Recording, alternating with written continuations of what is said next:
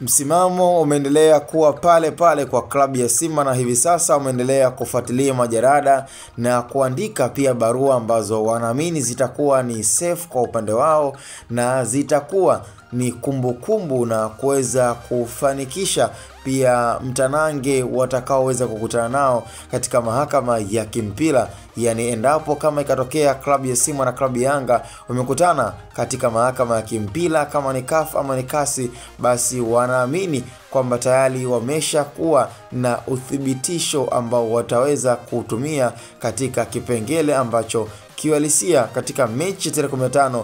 Yanga na Simba katika dabi hiyo ambayo ilikuwa tayari imeshapangwa na bodi ya ligi, na tayari pia Tanzania Football Federation, shirikisho la mpira miguu wa soka Tanzania, waliweza kutangaza na kuweka rasmi tarehe hiyo. Lakini cha ajabu, mambo yamekuwa ndivyo sivyo, na imejikuta tarehe hiyo ambayo ilikuwa tayari imeshapangwa imevurugikwa, na mwisho siku umejikuta wamepangiwa tarehe nyingine ukiachana hivyo. Sasa kwa baadhi ya wanachama ambao wameonekana kuwa ni wagumu kuelewa katika swala hili ni kwamba dabi nyingine tarehe 25 hawaitambui. Kwa hiyo kuna asilimia chache sana kwa tarehe 25 kwa baadhi ya wanasimba kuamini kwamba dabi ipo na watacheza, isipokuwa ni kwamba wao wanaamini tarehe 15 ndio ilikuwa ni tarehe rasmi kabisa kwa wao wanasimba kucheza dabi, kwa sababu katika sheria ambayo bado inaruhusu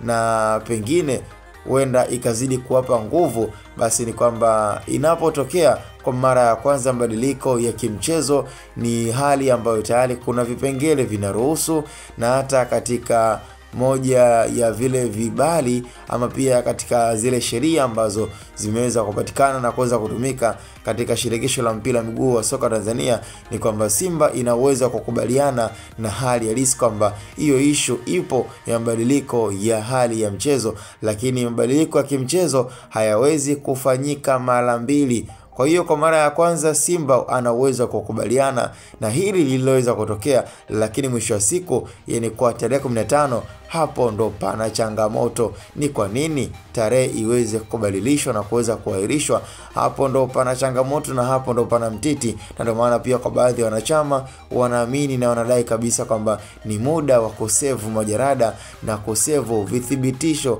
Lakini kuhusu kucheza ni kwamba hakuna mwanasimba anayeamini kwamba tarehe 25 kutakuwa na dabi ya Kariakoo. Hii ni Boy cha msingi, tukutane kwenye upande wa comment.